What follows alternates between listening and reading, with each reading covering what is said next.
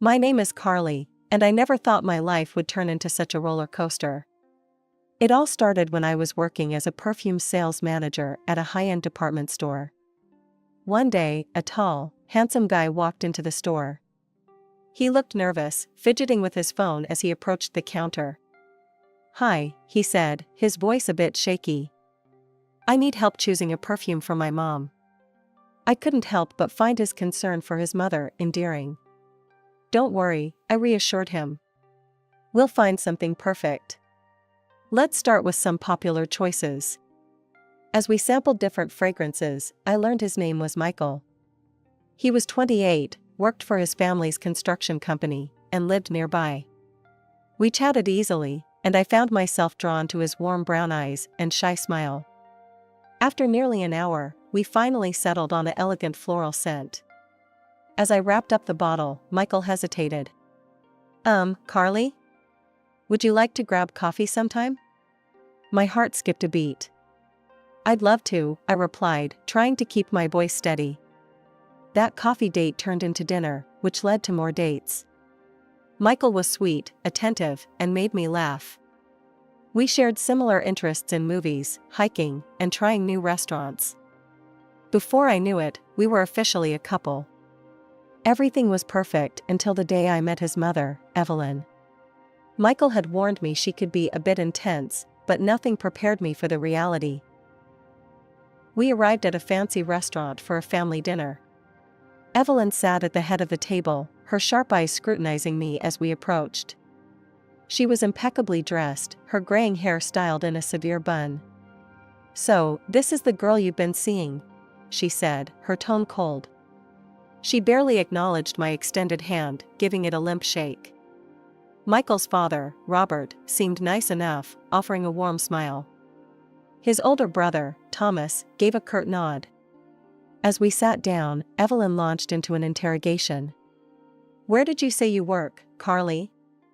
"I'm a perfume sales manager at." She cut me off. "Retail, how quaint. And your family? What do your parents do?" I tried to keep my voice steady. "My dad's a high school teacher, and my mom." "A teacher?" Evelyn's eyebrows shot up. "Well, I suppose someone has to do it." The dinner continued in this vein, with Evelyn making thinly veiled insults and dismissive comments. Michael squeezed my hand under the table, but said nothing to defend me. As we left the restaurant, Evelyn pulled me aside. "Listen carefully, Carly," she hissed. "I run this family. I decide what's best for my sons. If you want a future with Michael, you'll need to prove your worth." I was too shocked to respond. When Michael proposed, I was over the moon. But my joy was short-lived. Evelyn immediately took over the wedding planning, dictating everything from the venue to the guest list. I tried to stand up for myself. "Actually, I had some ideas." "Ideas are nice, dear," Evelyn cut in, "but let's leave this to the professionals, shall we?" Michael gave me a pleading look. "Just go along with it," he whispered. "It's easier this way." And so, I watched as my dream wedding transformed into Evelyn's spectacle. I told myself it was just one day, that things would be different once we were married and living on our own. The first few months of marriage were a whirlwind. Michael and I moved into a small apartment, and I reveled in the joy of setting up our own space. But even as we unpacked boxes and arranged furniture, Evelyn's presence loomed large. She'd drop by unannounced, often when Michael was at work. "Just checking in," she'd say, her eyes scanning our home critically. "Oh dear, is this how you've arranged the living room? Let me show you a better way." I'd grit my teeth and smile, reminding myself that she was just trying to help. But her help felt more like an invasion. One evening, as Michael and I were having dinner, my phone rang. It was my boss, offering me a promotion to senior sales manager. I was thrilled. It was the opportunity I'd been working towards for years. The next evening, we sat around Evelyn's dining table. The tension was palpable as she served a roast that looked perfect, but tasted like cardboard in my mouth. "Carly," Evelyn began, her tone sickly sweet. "Michael tells me you've been offered a promotion." "How nice." I nodded, trying to keep my voice steady. Yes, I'm very excited about it. Evelyn's smile tightened. Well, dear, I think it's time we discussed your future. Your real future. We need someone in sales, and with your experience, you'd be perfect. I took a deep breath. Evelyn, I appreciate the offer, but I'm happy in my current job. I don't want to leave it. The temperature in the room seemed to drop 10 degrees. Evelyn's eyes narrowed. I see. So, you don't consider yourself part of this family then? I felt my temper rising. With all due respect, Evelyn, you don't get to decide what's best for my marriage or my career. Evelyn stood up abruptly, her chair scraping against the floor. I think you need to reconsider your priorities, young lady. Michael, talk some sense into your wife. As she stormed out of the room, I turned to Michael, expecting support. Instead, he looked torn. Carly, maybe we should think about this. Mom knows what she's doing. The drive home was silent, filled with unspoken words and growing resentment. As I lay in bed that night, staring at the ceiling, I realized that my battle wasn't just with Evelyn. It was with the entire dynamic of this family I had married into. The tension in our home grew thicker with each passing day. One Sunday afternoon, we were all gathered at Evelyn's for a barbecue. I was in the kitchen, helping to prepare salads, when Evelyn's voice carried from the patio. It's such a shame, she was saying loudly. I remember Thomas's ex-wife. She was just as ungrateful as Carly. But I showed her the door. I kicked her out of this family myself. I felt my cheeks burn. Thomas, Michael's older brother, shifted uncomfortably. Mom, please, he muttered. But Evelyn was on a roll. I'm just saying, a woman should know her place. Isn't that right, Robert? Robert, Michael's father, just grunted noncommittally. I'd noticed he rarely spoke up against his wife. I couldn't take it anymore. I marched out to the patio, salad bowl in hand. Evelyn, I said, my voice shaking slightly, if you have something to say to me, why don't you say it to my face? The backyard fell silent. Evelyn's eyes narrowed. Fine. You want to know what I think? I think you're not good enough for this family. You're stubborn, you're disrespectful, and you're pulling Michael away from his responsibilities. I felt like I'd been slapped. Responsibilities? You mean being your puppet? Carly, Michael pleaded. Please, let's not do this here. I whirled on him. And you? When are you going to stand up to her? When are you going to be a husband instead of a mama's boy? The moment the words left my mouth, I knew I'd crossed a line. Michael's face crumpled, and Evelyn looked triumphant. You see, she crowed. This is who you really are. A spiteful, ungrateful girl who doesn't appreciate what she has. I felt tears pricking at my eyes. Without another word, I turned and ran into the house, grabbing my purse and keys. The weeks following the barbecue incident were tense. Michael and I barely spoke, tiptoeing around each other in our own home. I threw myself into my work, staying late at the office to avoid the suffocating silence at home. One evening, I returned from work to find Michael sitting at the kitchen table, a serious expression on his face. We need to talk, he said. Mom called today. She wants us to come over for her birthday dinner next week. I felt a knot form in my stomach. Michael, I don't think that's a good idea. Please, he pleaded. It would mean a lot to me. And maybe it's a chance to start over? I wanted to refuse, to tell him I was done playing nice with a woman who clearly despised me. But the hope in his eyes made me hesitate. Fine, I said finally. But this is the last chance, Michael. I mean it. The night of Evelyn's birthday arrived, and I found myself standing in front of her door, a forced smile plastered on my face. As we entered, Evelyn greeted us with her usual fake warmth. Carly, dear, she cooed, air-kissing my cheek. So glad you could make it. I was worried you might be too busy with your little job. I bit my tongue, reminding myself to stay calm. The evening progressed with forced pleasantries and thinly veiled insults. I noticed how Evelyn dominated every conversation, her sons and husband merely nodding along. As the night wore on, Evelyn announced it was time for cake. "Carly, be a dear and bring out the cake. And don't forget the candles." I headed to the kitchen, grateful for a moment's respite. I carefully placed the candles on the cake, counting under my breath to make sure I had the right number. Back in the dining room, I set the cake down in front of Evelyn. Her eyes narrowed as she counted the candles. "Carly," she said, her voice dangerously sweet. "There's one extra candle here. Can't you even do a simple task correctly? Or perhaps you're trying to insinuate something about my age?" "No, of course not, Enough," Evelyn snapped. She began plucking out the candles one by one. "Since you've clearly ruined the design, you might as well see the mess you've made. Come closer, dear. Take a good look." Hesitantly, I leaned in. Suddenly, I felt a hand on the back of my head, pushing me down. Before I could react, my face was shoved into the cake. I gasped, struggling to breathe as frosting filled my nose and mouth.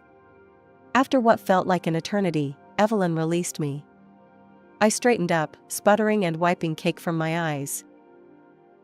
The room was silent, save for Evelyn's cruel laughter. "Oh dear," she chuckled. "Looks like someone's made a mess of themselves." I looked around the room in disbelief. The other guests were averting their eyes, some letting out nervous giggles. And Michael? Michael was staring at the floor, his face red with embarrassment. Without a word, I turned and fled to the bathroom, locking the door behind me. As I scrubbed the cake from my face, I could hear muffled voices outside. A soft knock came at the door. "Carly?" It was Michael. "Are you okay? Do you need help?" I yanked the door open, fixing him with a glare. "Help? Now you want to help?" He looked away, unable to meet my gaze. "Mom can be a bit eccentric sometimes. We just need to." "Eccentric?" I hissed. "Michael, she assaulted me. And you just stood there." Without another word, I pushed past him, grabbed my purse, and headed for the door. I drove home in a daze, my mind reeling from what had just happened. The days following Evelyn's birthday disaster were a blur of tears, arguments, and sleepless nights. Michael tried to apologize, but his words rang hollow. I threw myself into work, staying late at the office and taking on extra projects. But even at work, I couldn't escape Evelyn's influence. One afternoon, as I was assisting a customer, I heard a familiar voice that made my blood run cold. "Excuse me, I'd like to speak to a manager." I turned to see Evelyn standing there, a malicious glint in her eye. My colleague, unaware of who she was, directed her to me. "I'm the senior sales manager. How can I help you?" I asked, trying to keep my voice steady. Evelyn's lips curled into a cruel smile. "I have a complaint about the perfume I purchased here last week. The problem is that this perfume smells like cheap chemicals. And when I tried to return it, your staff was incredibly rude to me." I knew she was lying. We had a strict quality control process, and our return policy was more than fair. But before I could respond, she continued her tirade. "This is unacceptable. I demand to speak to your superior immediately." My manager, alerted by the commotion, hurried over. "What seems to be the problem here?" Evelyn launched into her fabricated story, painting me as an incompetent manager who had personally sold her a defective product and then refused to help. I tried to interject, to explain the situation, but my manager held up a hand to silence me. "I'm very sorry for your experience, ma'am. Please, come with me to my office. We'll sort this out immediately." As they walked away, Evelyn shot me a triumphant look over her shoulder. I stood there, humiliated and angry, as my colleagues whispered around me. An hour later, my manager called me into his office. His expression was grim. "Carly, I've received multiple complaints about your performance recently. And after today's incident, I'm afraid we're going to have to let you go." I felt like the floor had dropped out from under me. What? But those complaints, they're not real. It's my mother-in-law, she's trying to. He held up a hand. Carly, please. I understand you're going through some personal issues, but we can't have them affecting your work like this. I'm sorry, but my decision is final. I left the office in a daze, my personal belongings in a small box. I drove home, tears blurring my vision. When I arrived, Michael was waiting, his face etched with concern. Carly, what happened? Mom said. Your mother, I spat, just cost me my job. I recounted the events of the day, my voice rising with each word. And you want to know the worst part? She used our phone number to file those fake complaints. Our phone number, Michael. The one you gave her without even asking me. I locked myself in our bedroom, ignoring his pleas from the other side of the door. As I lay there, staring at the ceiling, I realized I was at a crossroads. I couldn't keep living like this, constantly under attack from Evelyn and unsupported by my own husband. The weeks following my job loss were some of the darkest I'd ever experienced. One evening, as I sat at our kitchen table, surrounded by job listings and unanswered applications, my phone buzzed. It was a text from an unknown number. I hear you're looking for work. Maybe it's time to reconsider my offer. Evelyn. I stared at the screen in disbelief. How had she gotten my new number? I'd changed it specifically to avoid her. As if on cue, Michael walked in. I held up my phone. Did you give your mother my new number? His hesitation was all the answer I needed. Look, maybe we should consider her offer. It's for us. For our future. I stood up abruptly, my chair scraping against the floor. Our future? Michael, there won't be a future if this keeps up. If something doesn't change, and soon, I don't know if I can stay in this marriage. The silence that followed was deafening. Michael looked stunned, as if he couldn't quite process what I'd said. Finally, he spoke, his voice barely above a whisper. I'll talk to her. I promise. Just, give me some time. I wanted to believe him, but I'd heard similar promises before.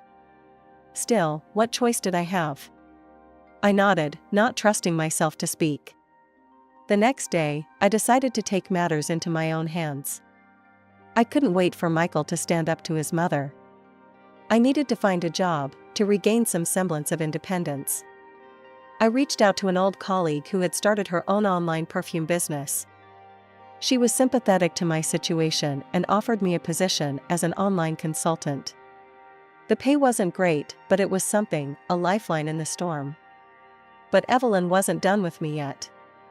As Christmas approached, the annual family gathering loomed on the horizon. I dreaded it, knowing it would be another opportunity for Evelyn to belittle and humiliate me. The night before the gathering, Michael and I had another argument. He wanted me to make more of an effort with his mother, to try to understand her perspective. I couldn't believe what I was hearing. Her perspective? I sputtered. Michael, her perspective is that I'm not good enough for this family, that I should quit my job and become her puppet.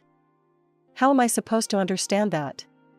He looked away, unable to meet my eyes. She's just set in her ways. If we could just... No, I cut him off. I'm done trying. If you won't stand up for me, for us, then I'll have to do it myself. As I lay in bed that night, staring at the ceiling, I made a decision. Tomorrow, at the Christmas gathering, I would confront Evelyn once and for all.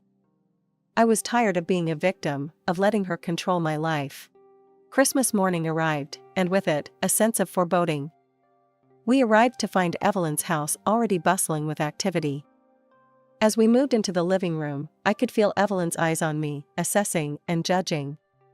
The rest of the family was already there, Robert, Thomas, and various aunts, uncles, and cousins. The afternoon progressed with forced pleasantries and thinly veiled insults. Evelyn, as usual, held court, dominating every conversation. I noticed how she kept bringing up the topic of children, her eyes darting to me each time. Finally, during dinner, she addressed me directly. Carly, dear, she said, her voice dripping with false concern, I couldn't help but notice you're not drinking. Any special reason? I felt my cheeks flush as all eyes turned to me. No, Evelyn. I'm just not in the mood for alcohol. Her eyes narrowed. Well, I do hope you're not having difficulties in that area. It's just, well, you're not getting any younger. And with your career struggles, I thought perhaps you'd be focusing on more important matters by now. I stood up abruptly, my chair scraping against the floor. More important matters? You mean like being a submissive wife who gives up her dreams to please her mother-in-law? Gasps echoed around the table. Evelyn's face contorted with rage. How dare you speak to me like that in my own home? No, Evelyn, I shot back. How dare you treat me like this? I am your son's wife, not your punching bag. I've had enough of your manipulation and your cruelty. I turned to leave, but as I passed Evelyn, everything seemed to happen in slow motion. Evelyn made a sudden movement, knocking over her mug of hot tea. The scalding liquid splashed directly onto me. I screamed in pain as the hot tea soaked through my clothes. Evelyn, however, seemed unfazed by what she had done. She grabbed my arm, pulling me close. Listen here, you little brat, she hissed, her voice low and menacing. You will obey me. You will do as I say. Or I will destroy you. Through the haze of pain, I looked around the room, desperate for help. But everyone, including Michael, seemed frozen in shock. Finally Michael stood up, his face pale. I need some air, he mumbled, before fleeing the room. In that moment, something inside me broke. Without another word, I wrenched my arm free and ran out of the house, ignoring the chaos erupting behind me. I drove to the nearest hospital, my skin still burning from the tea.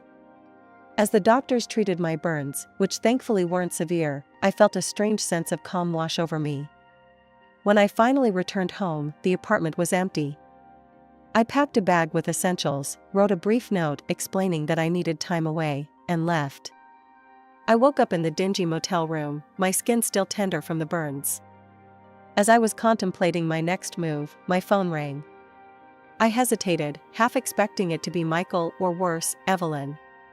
To my surprise, it was my father-in-law, Robert. Carly, his voice sounded strained. Can we meet? It's important. Curiosity got the better of me. Okay, I said, giving him the motel address. An hour later, there was a knock at my door. I opened it to find Robert standing there, looking more disheveled than I'd ever seen him. His eyes were red-rimmed, and he seemed to have aged overnight. Robert, what's going on? I asked, gesturing for him to sit down. Carly, I'm so sorry, he blurted out as soon as I let him in. There's something you need to know about the company, about Evelyn. He paused, his hands shaking slightly. The company, it used to belong to my parents. Evelyn, she tricked my father when he was sick. Made him sign everything over to her, made herself the executive director. I felt my jaw drop. What? But how? Why didn't you say anything? Robert's eyes filled with tears. I was a coward. I'd been collecting evidence for years, but I was too afraid to do anything with it. He reached into his jacket and pulled out a thick folder. But I can't stay silent anymore. Not after what happened yesterday. I need your help, Carly. With trembling hands, I opened the folder and began to read. What I found inside made my blood run cold. Evelyn had been hiding income for years, evading taxes on a massive scale. She'd been hiring undocumented workers, paying them a fraction of what they deserved and forcing them to work in appalling conditions. These workers, afraid of deportation, never complained about their treatment. But it got worse. The documents showed that many of the company's products were defective, failing to meet basic quality standards. Evelyn had been knowingly selling these subpar goods at full price, putting profits over people's safety. Then I came across a police report that made my heart stop. Thomas's ex-wife, who had worked in production, had discovered these illegal practices. She had threatened to report Evelyn to the authorities. In response, Evelyn had pushed her down a flight of stairs. The poor woman had sustained serious injuries, but Evelyn had intimidated her into silence. Shortly after, she had pressured Thomas into divorcing his wife. I looked up at Robert, my hands shaking. This is horrible. How could she do all this? Robert broke down, tears streaming down his face. I'm so sorry, Carly. I should have spoken up years ago. I was afraid. Of her, of losing everything. But I can't live with this guilt anymore. As I watched my father-in-law cry, a mix of emotions washed over me. Anger at Evelyn's cruelty and greed. Sympathy for Robert and all the workers who had suffered. And a growing determination to put an end to this injustice. We contacted a reputable lawyer, Amanda Chen, who specialized in corporate fraud cases. She listened to our story with growing concern and immediately agreed to take on the case. It was a Tuesday afternoon when all hell broke loose. My phone exploded with notifications, missed calls, text messages, and voicemails, all from Evelyn. I steeled myself and listened to one of the voicemails. "You ungrateful little witch." Evelyn's voice screeched through the speaker. "How dare you turn my husband against me? I'll ruin you for this, do you hear me? I'll destroy you." The barrage continued relentlessly. Evelyn called every few minutes, alternating between threats and attempts at manipulation. When I blocked her number, she started using other people's phones. But it didn't stop there. Evelyn launched a full-scale character assassination campaign against me. She contacted friends, family, and even my former co-workers, spinning a tale of how I had seduced Robert and turned him against her. The biggest blow came when Michael sided with his mother. He showed up at my new rented apartment, his face a mask of anger and betrayal. "How could you do this to us?" he demanded. "To my mother?" I tried to explain, to show him the evidence, but he refused to listen. "I don't know who you are anymore," he spat, before storming out. As I sat there, reeling from Michael's rejection, I received an unexpected call. It was Thomas, Michael's older brother. "Carly? It's Thomas. I heard what's happening. I want you to know, I believe you. And I want to help." Thomas's support was a turning point. He provided additional evidence of Evelyn's misdeeds and agreed to testify in court. With his help, we were also able to locate his ex-wife, Maria. Maria's testimony was damning. She recounted in detail the incident where Evelyn had pushed her down the stairs, as well as the subsequent threats and intimidation. As the trial date approached, Amanda worked tirelessly. She tracked down several of the undocumented workers Evelyn had exploited. Despite their fear, many agreed to testify, their stories painting a horrifying picture of abuse and exploitation. The trial was grueling. Evelyn's lawyers fought dirty, trying to discredit our witnesses and paint Robert and me as conspirators. But Amanda was brilliant, methodically presenting our evidence and dismantling the defense's arguments. The turning point came when Amanda presented the evidence of how Evelyn had manipulated Robert's father into signing over the company. The judge listened intently as Amanda argued for the annulment of the will. After what felt like an eternity, the judge made her ruling. The will was annulled, and ownership of the company was returned to Robert. Furthermore, the judge ordered a full investigation into the company's practices and Evelyn's personal finances. As the gavel fell, I felt a wave of relief wash over me. Robert broke down in tears beside me, while Evelyn's shrieks of outrage echoed through the courtroom. The aftermath of the trial brought sweeping changes to everyone involved. As soon as Robert took control of the company, Michael, true to his mother's influence, resigned from his position. He cut off all communication with his father, unable to forgive what he saw as a betrayal of his mother. Robert found unexpected support in Thomas. The father and eldest son, both having experienced Evelyn's manipulation firsthand, formed a strong partnership. Together, they began the arduous task of restructuring the company, determined to run it ethically and efficiently. The legal proceedings didn't end with the trial. Robert filed for divorce, a process that was surprisingly quick given Evelyn's fall from grace. In the settlement, he left her the house they had shared for decades. It was a generous gesture, considering everything that had happened. The court ordered a thorough audit of the company's finances, and the results were staggering. Years of creative accounting and tax evasion came to light.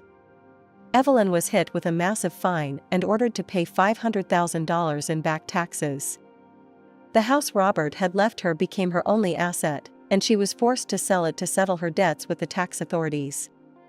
Meanwhile, my own marriage had crumbled beyond repair. Michael's unwavering loyalty to his mother, even in the face of overwhelming evidence of her misdeeds, was something I couldn't comprehend or accept. We filed for divorce, and I felt a mixture of sadness and relief as I signed the papers. As I contemplated my next steps, Robert approached me with an unexpected offer. "Carly," he said, his voice warm with gratitude, "I know you've been through hell because of our family. But I want you to know that I consider you family still. We're rebuilding the sales department, and I'd like you to be a part of it. What do you say?" I was touched by his offer and, after some consideration, I accepted. Months passed, and slowly but surely, I found my footing. I learned to navigate the intricacies of the construction business, mastering the art of selling everything from lumber to specialized tools. My experience in luxury retail, surprisingly, proved valuable in dealing with high-end clients and custom projects. It was on a routine shopping trip that I had an unexpected encounter. As I turned down the cereal aisle, I froze. There, just a few feet away, stood Michael and Evelyn. They looked haggard, a far cry from the polished appearance they once maintained. Evelyn's voice, shrill and angry, carried clearly. "You weak-willed idiot," she berated Michael. "Can't you do anything right?" I asked for the bran flakes, not this sugary garbage. Michael, his shoulders slumped, muttered an apology and reached for another box. I felt a pang of pity, seeing how their toxic relationship had endured and seemingly worsened. For a moment, I considered approaching them. But as I watched their dysfunctional interaction, I realized I had nothing to say. Instead, I quietly turned my cart around and left the store, leaving my shopping unfinished. My name is Tasha, and 5 years ago, I married Tom, thinking we shared the same dreams and ambitions. We moved into my luxury apartment on the top floor of a high-rise building, with a view that took my breath away every time I looked out the window. I worked as the head of the financial department in a trading company, and my career was on a steep upward trajectory. Tom's mother, Linda, lived nearby and visited us often. From the beginning, she made it clear that she didn't approve of my career-oriented lifestyle. "A woman's place is in the home," she'd say, her lips pursed in disapproval. "You should be taking care of your husband, not gallivanting off to work every day." I tried to keep the peace, smiling and nodding when Linda went on her tirades about the duties of a good wife. But inside, I was seething. I had made it clear to Tom from the start that I wanted to build my career before settling down to have children. He had agreed then, but as time went on, I could see him wavering under his mother's influence. One evening, after a particularly long day at work, I came home to find Tom and Linda sitting at our dining table, heads close together in conversation. They fell silent as soon as I walked in, and I felt a chill run down my spine. "Tasha," Tom said, his voice tight. "We need to talk." I dropped my bag and sat down, my heart pounding. "What's wrong?" Linda spoke up first. "Tasha, dear, we're worried about you. All this work, it's not healthy. You're neglecting your home, your husband. When are you going to start thinking about having children?" I took a deep breath, trying to keep my temper in check. "Linda, Tom and I have discussed this. We agreed that we'd focus on our careers first, then think about starting a family." Tom shifted uncomfortably in his seat. "Tasha, maybe it's time to reconsider. We're not getting any younger, and Mom's right. The apartment's a mess, and I'm tired of eating takeout every night." I couldn't believe what I was hearing. "Tom, are you serious? We talked about this. You know how important my job is to me. More important than your family? Linda interjected, her voice sharp. I stood up, my chair scraping loudly against the floor. My job is how I'm building a future for our family. I thought you understood that, Tom. I stormed out of the room, locking myself in our bedroom. As I lay on the bed, staring at the ceiling, I couldn't shake the feeling that this was just the beginning of my troubles. Little did I know how right I was. The next morning, I left for work before Tom woke up. As I rode the elevator down to the lobby, I made a promise to myself. I wouldn't let anyone, not even my husband, derail my ambitions. I had worked too hard to get where I was, and I wasn't about to give it all up now. I arrived at the office earlier than usual and stayed late into the night, determined to prove my worth. My dedication didn't go unnoticed. A few hours later, my secretary buzzed me. Mrs. Thompson, the president would like to see you in his office. My heart raced as I made my way to the top floor. Mr. Johnson, our company president, was known for his shrewd business acumen and his tendency to spring surprises on his employees. Tasha, come in, he said as I knocked on his door. Have a seat. I perched on the edge of the leather chair across from his desk, my hands clasped tightly in my lap. I've been watching your work closely, Mr. Johnson began, his face unreadable. And I must say, I'm impressed. I let out a breath I didn't realize I'd been holding. Thank you, sir. He leaned forward, his eyes intense. We're expanding, Tasha. Merging with a large company from another city. It's a big move, and we need our best people on it. My pulse quickened. Was this going where I thought it was? I'm planning to promote you, he continued. Head of a new department. But I won't lie to you, Tasha. It's going to be tough. You'll have to work harder than you've ever worked before. Are you up for it? I thought about Tom and Linda, about their expectations of me. Then I thought about all the late nights I'd spent poring over financial reports, the satisfaction I felt when a project came together perfectly. Absolutely, sir, I said firmly. And I accept. I won't let you down. As I left Mr. Johnson's office, I felt like I was walking on air. This was what I'd been working towards all these years. I couldn't wait to share the news with Tom. Surely, when he saw how successful I was becoming, he'd understand why my career was so important to me. On my way home, I stopped at our favorite restaurant and ordered all of Tom's favorite dishes. I picked up a bottle of champagne and a bouquet of roses. This was cause for celebration, and I was determined to make it special. I juggled the bags as I unlocked our apartment door. Tom? I called out. I'm home, and I've got a surprise. I found him in the living room, sprawled on the couch, the TV blaring. He barely looked up as I entered. Tom, you won't believe what happened today, I said, my excitement bubbling over. I'm getting promoted. Head of a new department. Isn't that amazing? Tom muted the TV and turned to face me, his expression far from the joy I'd expected. So, you'll be working even more now, is that it? I felt my smile falter. Well, yes, but think about what this means for us. We'll be able to afford that big house we've always talked about. Regular trips around the world. Our future is set. Tom stood up abruptly. Our future? What future, Tasha? You're never home as it is. When was the last time we had dinner together? When was the last time we even had a real conversation? I gestured helplessly at the bags I'd brought home. That's why I brought dinner. I thought we could celebrate. Celebrate what? Tom's voice rose. Celebrate you abandoning our marriage for your job? Celebrate the fact that I married a woman who cares more about her career than having a family? I felt tears pricking at my eyes. I thought you'd be happy for me, I whispered.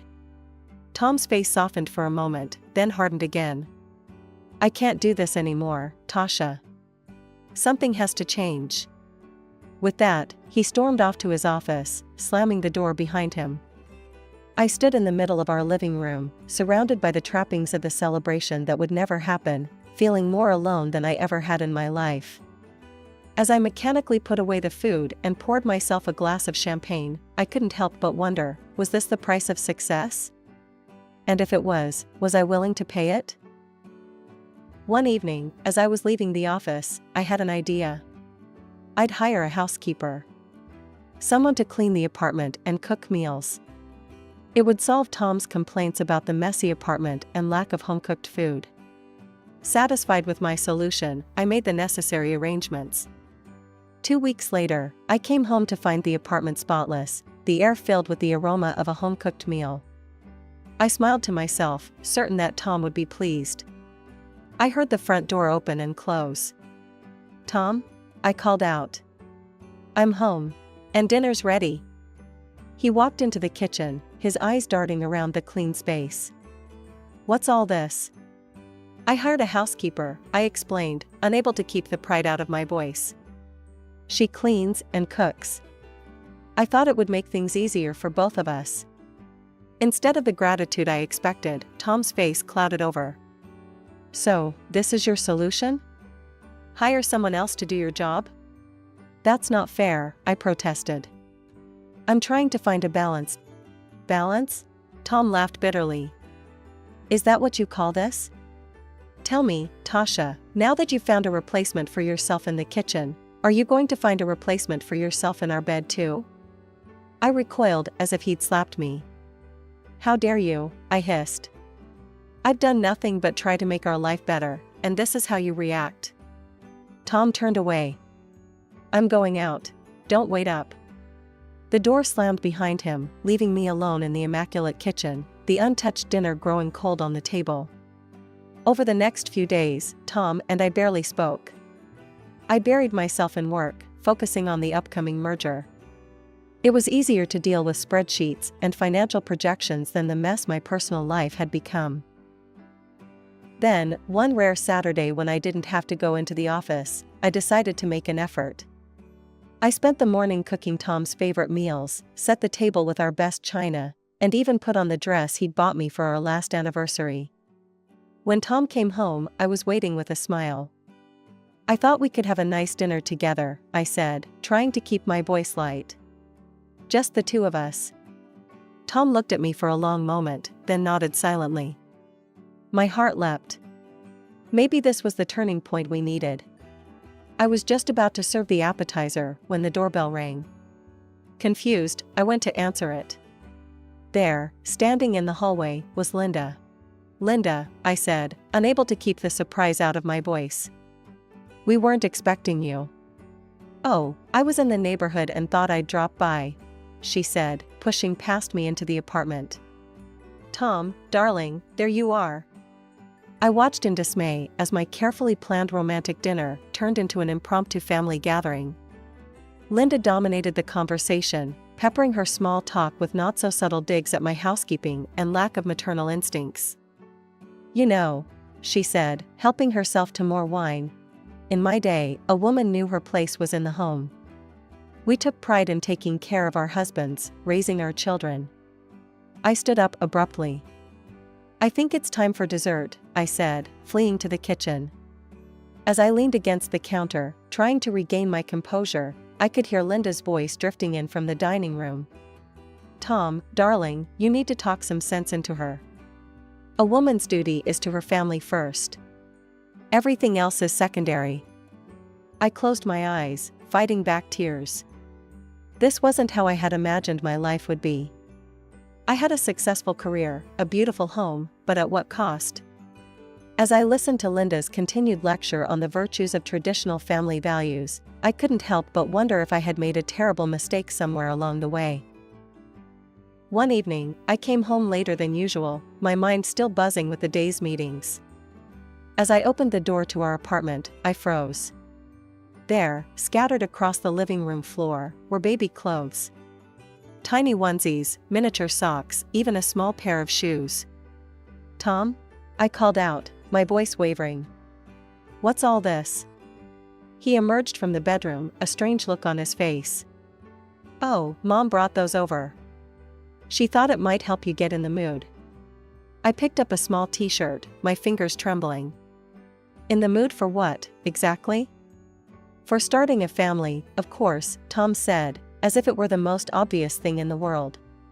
Tasha, we're not getting any younger. It's time we seriously considered having children. I spent the rest of the evening silently putting away the baby clothes, my mind in turmoil. Was I being selfish? Was my ambition destroying my marriage? The next morning, I woke up to find more baby items strategically placed around the apartment. A rattle on the coffee table, a baby book on my nightstand, a high chair in the kitchen. Linda's handiwork, no doubt. I tried to ignore them, but they seemed to multiply. Every day, there was something new. It was as if the apartment was slowly transforming into a nursery, whether I wanted it to or not. One night, I came home to find Linda sitting on our couch, flipping through a parenting magazine. "Linda," I said, unable to keep the irritation out of my voice.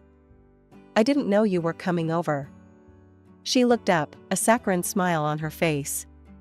"Oh, Tasha, dear. I hope you don't mind. Tom said I could wait for him here. He's just popped out to get some groceries." I nodded stiffly, heading to the bedroom to change.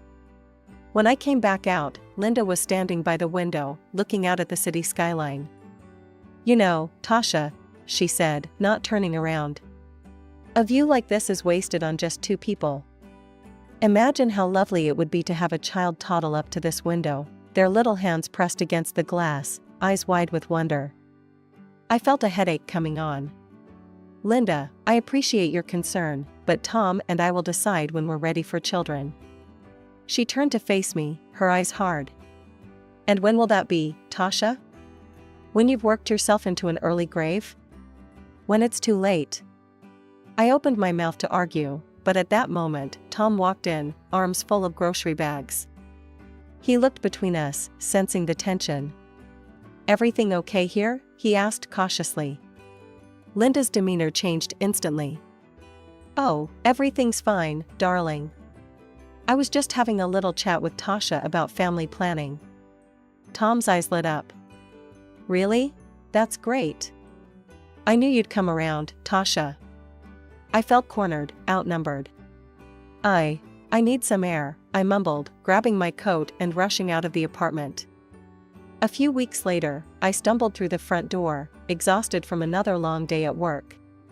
The sight that greeted me stopped me in my tracks. There, padding around our living room in fluffy pink pajamas, was Linda. "What's going on here?" I demanded, my voice rising with each word. Tom emerged from the kitchen, a defiant look on his face. "I've decided that Mom is going to live with us. You're always at work, always away from home. I'm tired of being alone." I couldn't believe what I was hearing. "You decided? Without even discussing it with me? When are you ever here to discuss anything?" Tom shot back. I turned to Linda, who was watching our exchange with a smug smile. "You can't stay here. This is my home." Tom's face darkened. "If you're not happy with this arrangement, you can get out." I felt like I'd been slapped. "Excuse me? I bought this apartment before we even got married. It's registered in my name. You can't kick me out of my own home." Linda stood up, her face twisted with anger. She took a threatening step towards me. "Now listen here, you ungrateful." I held up a hand, stopping her in her tracks. "Don't come any closer, Linda. If you lay a hand on me, I'll call the police." Linda's face crumpled.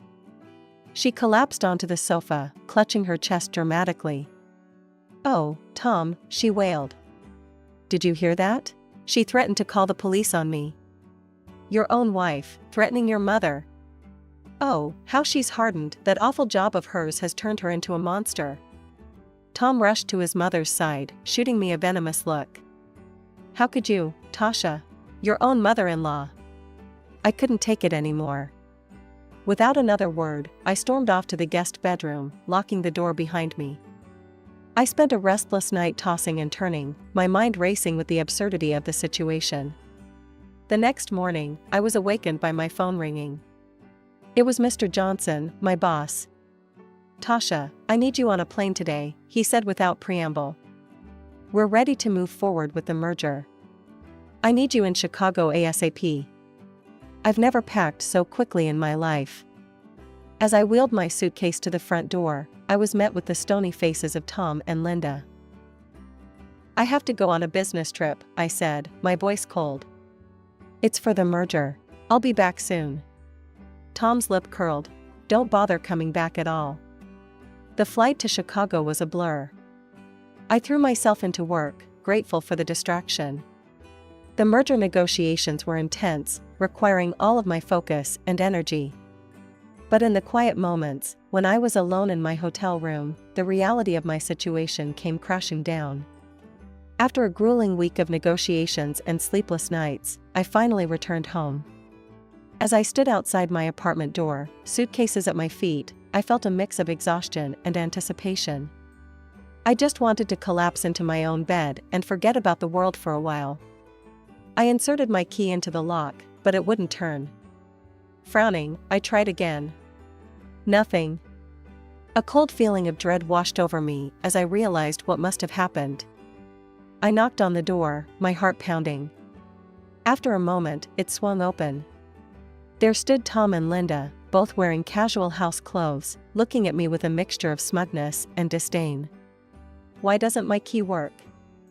I asked, my voice barely above a whisper.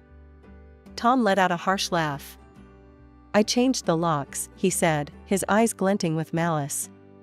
You can come in if you're ready to choose your family over your precious career. I stood there, stunned. What are you talking about? Tom reached into his pocket and pulled out a stack of papers. With a flourish, he presented them to me. Divorce papers, he said. It's time to choose, Tasha. Your career or your home. What's it going to be? I looked at Tom, really looked at him, and in that moment, I realized something profound. I didn't love him anymore. The man I had married was gone, replaced by this bitter, manipulative stranger. Linda's shrill voice cut through my thoughts. Well, we're waiting. Make your choice. I took a deep breath, straightening my spine. I choose my career, I said, my voice steady. Because I don't have a family or a husband. Not anymore. Tom's face twisted with anger, but he thrust a pen at me. With a steady hand, I signed the divorce papers right there in the hallway. As soon as I finished, Linda grabbed my arm and roughly pushed me towards the elevator. Good riddance, she spat, slamming the door behind me. I stood there, staring at the closed door of what used to be my home. A laugh bubbled up from my chest, bordering on hysterical. I had just been kicked out of my own apartment, the one I had bought with my hard-earned money. Too tired to make a scene, I gathered my suitcases and made my way to a nearby hotel. A few hours later, I received a call from my friend Rachel, a realtor I had worked with when buying the apartment. Tasha, hon, how are you doing? Rachel asked, concern evident in her voice. I've been better, I admitted. Why do you ask? Rachel hesitated. I've seen Tom's posts on social media. He's saying some pretty nasty things about you. My stomach dropped. What kind of things? He's calling you a soulless careerist who destroyed your family for the sake of your job. Says he sacrificed everything for your relationship and you just used him and tossed him aside. He's even talking about suing you for alimony. People are really sympathizing with him, Tasha. I felt a surge of anger. That's not what happened at all. I didn't think so, Rachel said. Want to tell me your side? I gave her a brief rundown of the events of the past week. When I finished, Rachel was quiet for a moment. Oh, Tasha, she finally said. I'm so sorry you're going through this. Listen, I'm going to set the record straight with our friends and colleagues. People need to know the truth. Thanks, Rachel, I said, feeling a lump in my throat. I really appreciate that. As I hung up the phone, I felt a mix of emotions. Anger at Tom's lies, gratitude for Rachel's support, and a growing determination. Tom might have taken my home for now, but I wasn't going to let him take my reputation or my dignity. The vibration of my phone startled me out of my thoughts. Mr. Johnson's name flashed on the screen, and my stomach dropped. I took a deep breath and answered. "Tasha, we need to talk," Mr. Johnson said, his voice uncharacteristically serious. "I've heard some concerning things on social media." I closed my eyes, bracing for the worst. "Sir, I can explain dash." "No need to explain, Tasha," he interrupted. "I want to hear your side of the story." Relief washed over me. I took a deep breath and launched into the whole sordid tale: the arguments, Linda moving in, being locked out of my own apartment, and Tom's social media smear campaign. When I finished, there was a long pause on the other end of the line. Then, to my surprise, Mr. Johnson chuckled. "Tasha, do you really think I'd believe that nonsense your ex is spouting?" he said. "I know you. I've seen your dedication, your work ethic. Don't let this affect your confidence. You have every right to defend yourself, and I want you to know that the company stands behind you." Tears of relief pricked at my eyes. "Thank you, sir. You don't know how much that means to me." A couple of days later, my phone pinged with a social media notification. Tom was doing a live broadcast from my apartment. Curious, I tapped on the video. There was Tom, grinning at the camera, surrounded by a film crew. "Hey everyone! Exciting news, we're about to start a major renovation on our apartment. The crew from Extreme Makeover, Home Edition will be here in 2 weeks to transform this place." I stared at the screen, a plan forming in my mind. Instead of anger, I felt a sense of calm determination. I picked up my phone and dialed Rachel's number. "It's Tasha. I need a huge favor," I said the moment she answered. "I need you to sell my apartment. Fast. Like, within 2 weeks fast." Rachel let out a low whistle. "That's a tall order, Tasha. What's the rush?" I quickly explained about Tom's renovation plans. "I need new owners in there before that film crew arrives." "But Tasha, how am I supposed to show the apartment? Tom changed the locks, remember?" I sent her the most recent photos I had of the place. "These will have to do." "I know it's not ideal, but..." Rachel cut me off with a laugh. "Oh, honey, you underestimate me. I've got a couple who've been looking for exactly this kind of place in this area. They trust my judgment. With these photos and the reputation of the building, I think I can make this happen." 2 weeks flew by in a blur of work and anticipation. Before I knew it, the day of the big renovation reveal had arrived. I sat in my hotel room, laptop open, watching the live stream with bated breath. The camera panned across my former apartment, now filled with an excited film crew and construction workers. Tom and Linda stood in the center, beaming at the cameras. "We're so excited to start this renovation," Tom was saying, his arm around Linda's shoulders. "It's time for a fresh start, a new chapter in our lives." Just as the host was about to give the signal to start demolition, there was a commotion off camera. The door burst open, and in walked a smartly dressed couple, followed by a familiar face, Rachel. "I'm sorry, but you can't renovate this apartment," the man said, holding up a stack of papers. "It belongs to us now." The camera swung wildly as confusion erupted. Tom's face went from shock to anger. "What are you talking about? This is my home." Rachel stepped forward, her voice calm but firm. "Actually, Tom, this apartment belonged to your ex-wife, Tasha. She sold it to this lovely couple 2 weeks ago. Your signature on the renovation documents is a forgery." The host of the show turned to Tom, his face livid. "You forged documents? Do you have any idea how much trouble you've caused?" Tom and Linda's faces turned a deep shade of red as the host continued to berate them on live television. The scandal unfolded in real time, with millions of viewers watching as Tom's lies came crashing down around him. I couldn't help but laugh, feeling a mix of vindication and relief. It was over. I had won.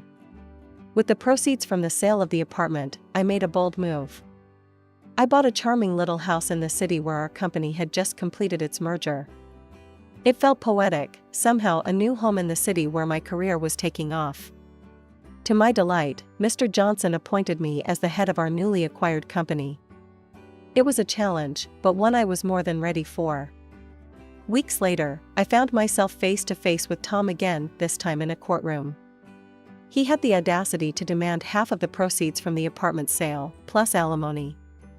I watched with satisfaction as the judge denied his claims, citing his attempt to unlawfully seize my property and the forged documents. As we left the courthouse, Tom approached me, his earlier bravado replaced by desperation. "Tasha, please," he begged. "I'm sorry for everything. Can't we start over? Give our marriage another chance?" I looked at him, really looked at him, and felt nothing. No anger, no sadness, just a profound sense of freedom. I laughed, not unkindly, but with finality. "No, Tom," I said, shaking my head. "We can't start over. But I can start anew, and that's exactly what I'm doing." As I walked away, I felt lighter than I had in years. My career was soaring, I was leading a successful merger, respected by my peers and superiors alike. I had a beautiful new home, one that was truly mine.